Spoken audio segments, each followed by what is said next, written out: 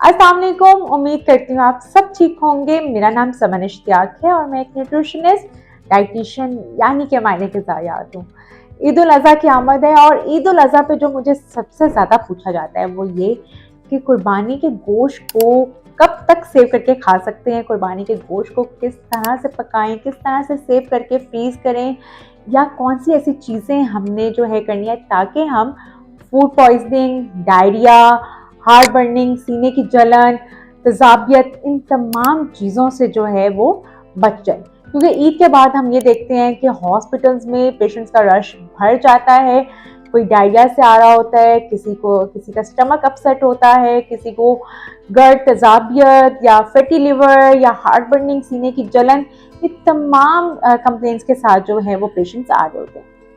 तो सबसे पहले इम्पॉर्टेंट है वो ये कि ईद उल अज़हा के मकसद को जानना, कि ईद उल अज़हा का मतलब ये है कि अल्लाह ताला की राह में कुर्बानी करके लोगों में तकसीम करना, हकदार लोगों में तकसीम कर देना, ना कि अपने कुछ स्पेसिफिक रिश्तेदारों और दोस्तों में ही करना जिन्होंने ऑलरेडी कुर्बानी की है। जितना हो सके उन लोगों में अपना गोश्त तकसीम करें कुर्बानी का, जो कि पूरा साल किसी वजह से जो है वो गोश्त नहीं खा पाते। अब बात आती है कि जो गोश्त आपने घर में अपने लिए फ्रीज़ करना है, उसको किस तरह से हम फ्रीज़ कर सकते हैं हेल्दी वे में, और क्या कुकिंग मेथड्स होने चाहिए, किचन हमने किन चीज़ों का ख्याल रखना है ताकि किसी भी चीज़ के, किसी भी फूड के कंटामिनेशन से हमें डायरिया या फूड पॉइजनिंग ना हो जाए।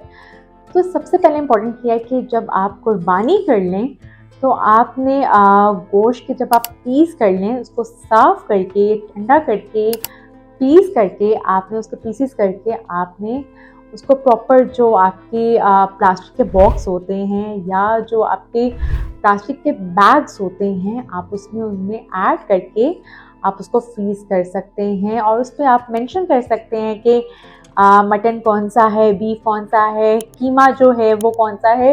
इस तरह से आप मेंशन कर देंगे ना तो ये बड़ा ईज़ी हो जाएगा। लेकिन उसको प्लीज़ साफ़ करके और प्रॉपर उसको पैक करके आपने उसको फ्रीज़ करना है। और फ्रीज़ करते हुए ये ख्याल रखना है कि आपने जो उस दिन बनाना है वो तो आप नीचे वाले पोर्शन में फ्रिज में जो है वो आप रख लेंगे। लेकिन जो आपने बाद में लेटर ऑन यूज़ करने के लिए अपने अपने घर में फ्रीज़ करके रखना है, उसको आप ऊपर फ्रीज़र में करेंगे फ्रीज़, लेकिन नीचे वाले पोर्शन में। हम ऊपर वाले पोर्शन में अक्सर मुझसे पूछा जाता है कि ऊपर उस तरह से हम क्यों नहीं रख सकते। होता ये है कि समटाइम फ्रिज में रखकर हम शॉपर में पैक करके रख देते हैं या शॉपर फट जाते हैं, तो उसमें से खून या पानी जो है वो अगर ड्रिप करता है तो दूसरे जितने भी आपके खाने हैं उनमें उन पे गिर के वो इन्फेक्शन आपको फूड पॉइजनिंग कर सकता है। इन चीज़ों का बहुत ध्यान रखना है। छोटी-छोटी चीज़ें हैं लेकिन ये आपको बहुत ज़्यादा प्रॉब्लम कर सकती है। फूड पॉइजनिंग, डायरिया, ये चीज़ें कर सकती हैं आपको। तो इन चीज़ों का बहुत ध्यान रखना है कि प्रॉपर कट करके, साफ़ करके, उसको पैक करके प्लास्टिक के बैग्स में या प्लास्टिक के बॉक्सेस में, तो तब आपने उसको फ्रीज़ करना है।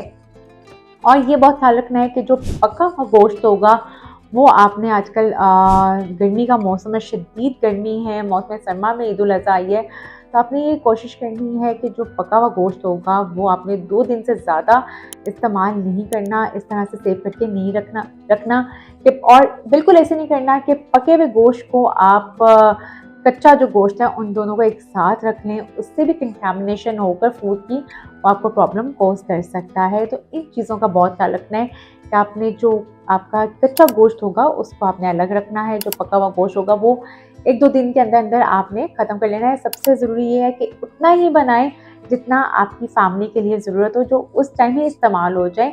और उसके साथ साथ आपने ये करना है कि अब बात आती है किचन की, कि किचन में हमने किन किन चीज़ों का ख्याल रखना है। हाइजीनिक सबसे ज़्यादा इम्पॉर्टेंट है।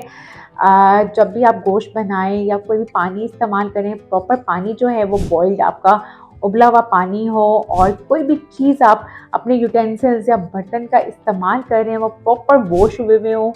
कोई ऐसी चीज़ ना करें कि अगर आप किसी भी छुरी से, नाइफ से आप गोश्त के पीसेस कर रहे हैं तो उसी को आप वेजिटेबल्स या फ्रूट कट करने में आप जो है उसको करना शुरू कर दें। इन चीज़ों का बहुत ख्याल रखना है कि कंटामिनेशन से आपको प्रॉब्लम कॉज हो सकती है, फूड पॉइजनिंग और डिफरेंट डायरिया, ये सारी चीज़ें हो सकती हैं। तो इन चीज़ों का बहुत ख्याल रखना है किचन में। और अब बात आती है कि आपने, और सबसे ज़्यादा ज़रूरी है कि जो चीज़ यूज़ करें उसको उसी टाइम वॉश करके जो है वो आप रख लें। अब बात आती है कुकिंग मेथड्स पे कि ऐसे कौन से हेल्दी कुकिंग मेथड्स होते हैं कि हम अपने गोश्त को, अपने प्रोटीन को एंजॉय भी कर लें और हमें तेज़ाबियत या कोई ऐसे इश्यूज़ भी ना हो। तो आपने कम से कम ऑयल में अपना जो है सालन, अपनी ग्रेवी को तैयार करना है, कम से कम मिर्च मसालों में तैयार करना है, लहसुन अदरक का इस्तेमाल करना है, सैलड्स का इस्तेमाल करना है, रायते का इस्तेमाल करना है। लेकिन एक बात को माइंड में ज़रूर रखना है कि जब भी हम किसी चीज़ को ओवर कुक करते हैं तो उसके जितने हेल्दी न्यूट्रिएंट्स होते हैं वो सारे डैमेज हो जाते हैं। तो ओवर कुक नहीं करना, इतना नहीं पकाना कि उसके अंदर से सारे न्यूट्रिएंट्स आप निकाल दें।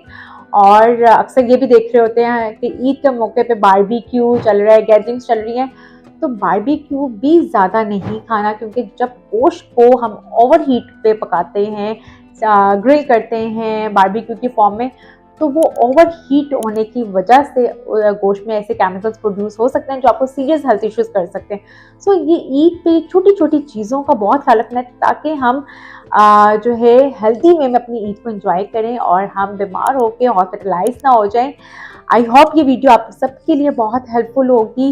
नेक्स्ट वीडियो में मिलते हैं नेक्स्ट टॉपिक के साथ।